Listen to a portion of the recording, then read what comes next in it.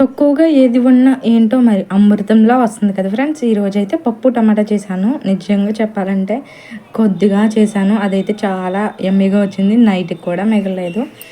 ఆ పప్పు అంత బాగా అయితే వచ్చింది. ఏం చేయలేదు, కందిపప్పు ఒక గ్లాస్ తీసుకొని దాంట్లో ఒక 4 టమాటా ముక్కల్ని చిన్నగా కోసుకొని దాంట్లో వేసేసి ఒక 6 విజిల్స్ అయితే వచ్చేసాక దీంట్లో ఉప్పు, కారం, పసుపు, కొంచెం చింతపండు వేసి మగ్గనిచ్చేసా. తర్వాత పోపు దినుసులతో అయితే పప్పు అయితే తాలింపు పెట్టేసా. ఇంకా ఈ వడియాలు అయితే మా ఇంటి దగ్గర మా అమ్మ పంపించింది, అక్కడ ఎవరో ఇచ్చారంట. ఆ వడియాలు అయితే ఈరోజు ఫ్రై చేశాను. కానీ ఈరోజు అయితే నాకు ఎల్లుల్లిపాయ పేలి మొఖం మీద కాళ్ళ మీద అయితే పడింది.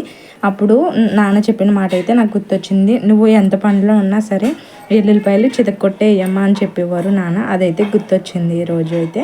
కానీ పర్లేదు, పేస్ట్ రాసాక అయితే తగ్గింది. ఇది ఫ్రెండ్స్ నా పప్పు గోల. ఎలా ఉంది? పప్పు తినవు కదా, ఎలా వండవంటారా? అందుకే నాకు టమాటా పప్పు అయితే ఇష్టం, అందుకే టమాటా పప్పు వండాను. చాలా టేస్టీగా అయితే వచ్చింది ఫ్రెండ్స్. నిజంగా చెప్తున్నా, చాలా అయితే చాలా టేస్టీగా వచ్చింది. ఈరోజైతే మీకు ఈవినింగ్ అయితే ఇంకొక రెసిపీ చెప్పబోతున్నాను. గోంగూర పచ్చడి, రోటి పచ్చడి చెప్తాను. సరే friends, bye. Subscribe my channel.